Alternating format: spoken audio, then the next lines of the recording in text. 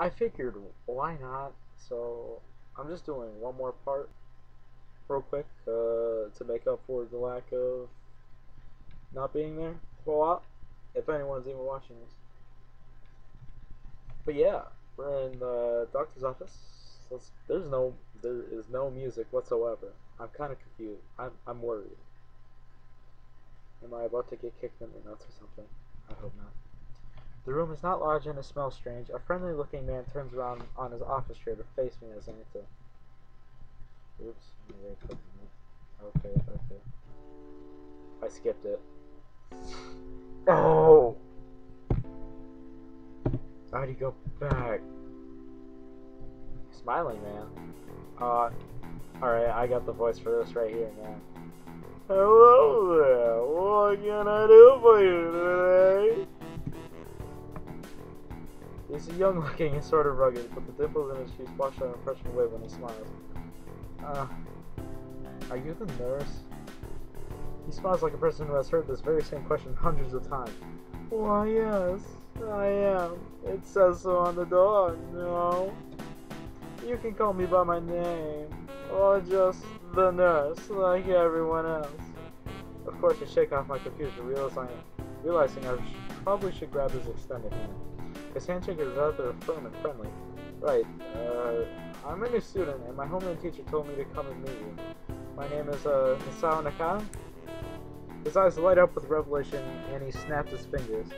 Oh, you're that, Nakai. I was just reading your file in the morning. Some kind of chronic arrhythmia unrelated congenital heart muscle deficiency, right? He gestures me to sit down in a vacant armchair in front of his desk. Yes. Good. Well, you've probably been briefed about the school now, so I'll just go over this quickly. We have all kinds of facilities available, mostly physical therapy and such. There's always someone from my staff around, even at night, so never hesitate to call us if there is a problem. The famous 24-hour nursing staff. Wow, this is like a hospital. Well, not exactly. For instance, we don't do brain surgery here. His joke feels so out of place and I'm left thinking why he even said it. Yeah, just that it's really weird to have so many medical people at the school. You'll get used to it. I'm not so sure of that myself, but I'll let the nurse know it. Now, let me just find your file again. I'm a pedophile. You can do this with the power of friendship. Go, Magikarp! And splash! While he searches for something from his computer and shovels stacks of papers around, I let my gaze wander around the room. It's the epitome of generic, I'd like to say. I don't know how to say that word. Beige walls and ceiling, dark gray laminate flooring, and all the equipment you'd expect from a school nurse's office. Even the ridiculous educational posters are hanging on all four walls, reminding me to eat properly 3 times a day and from all of the food groups.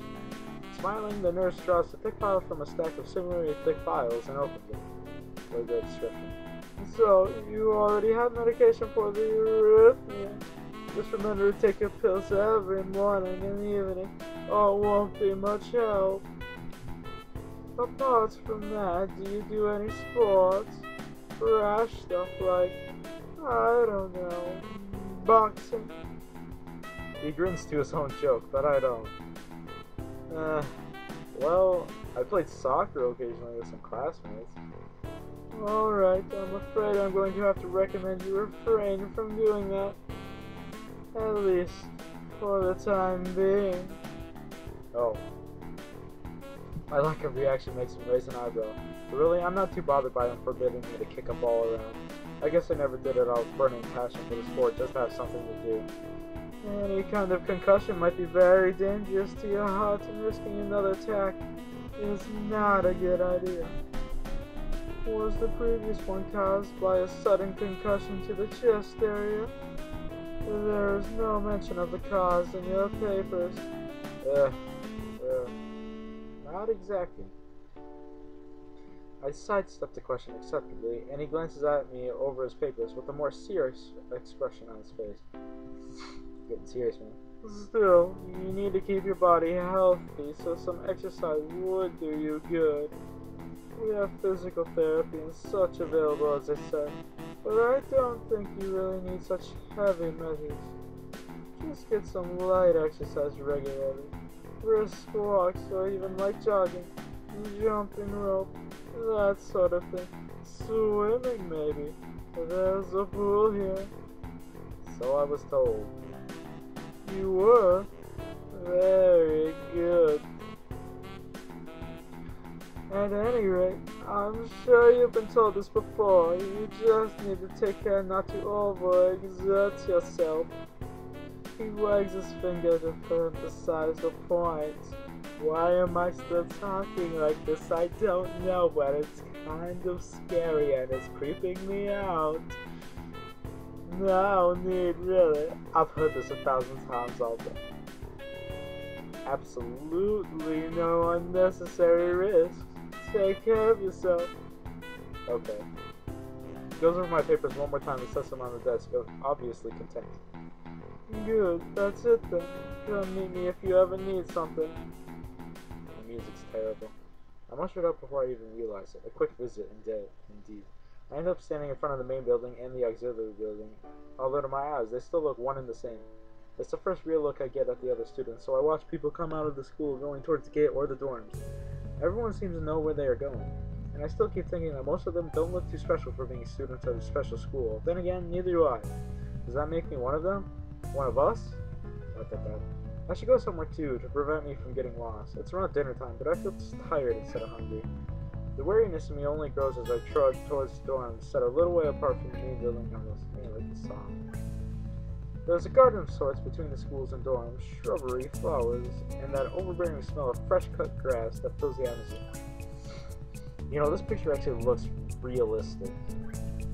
For some reason, this picture to me just looks really realistic. It dawned to me, in my tired mind, that the smell feels novel because I haven't been outside at all for so long. The dorm building is big and made of red brick. Like the others, it feels way too pompous for what it is, so I push forward, going inside. It takes more time than necessary to fish out the key I was given from my pocket. Room 119? Despite the ornate exterior, the inside of the dorm is fairly new, functional, and boring. Just like in the main building, the halls and doors are wide to accommodate wheelchairs. The same goes for the elevators at the ends of the hallways. I poke my head around the corner of the common room door. Inside, a few students are watching the television. One nods and gives a quick hello before turning back to the TV. Seems that only the girls around here are sociable. I suppose that's perfectly fine with me. I climb the stairs to the upper floor. Here, small corridors branch off from the main hallway. Each of these minor halls seem to have a toilet and a shower as well as 4 rooms. About halfway down the hall, I spy room 119. The nameplates on the rooms adjacent to mine are blank. I guess there are just 2 of us here. Light shines from below the room of 117, so I knock lightly. Hello? Is anyone home? From inside I hear a few movements and then the clicking of way more locks than I thought these doors had. After a moment, the door squeaks open. A bespectacled boy is standing in the doorway. He's looking at me very intently through his extremely thick eyeglasses. Alright, boy. Hi. Oh. Wait, I'll just do the magic thing. Who is it? Blind? No, at least not completely. Why would he have eyeglasses if he was?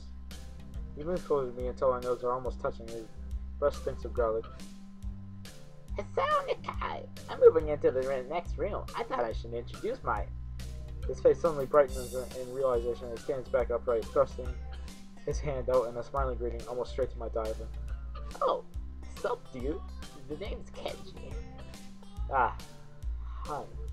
I take Kenji's sweaty hand and shake it, still a little rattled by the sudden change of attitude, a vehement welcome. Vehement? There were some suspicious-looking people going in and out of your room earlier. It was probably my parents. Your parents? You sure? Because there could have been some other people, too. You can't judge a book by its color. Got the change to pay it. Where'd you? You can do this with the power of friendship. Go, Magikarp. I think I'll stop here, guys. Until next time, hopefully I'll have a better mic soon. Bye.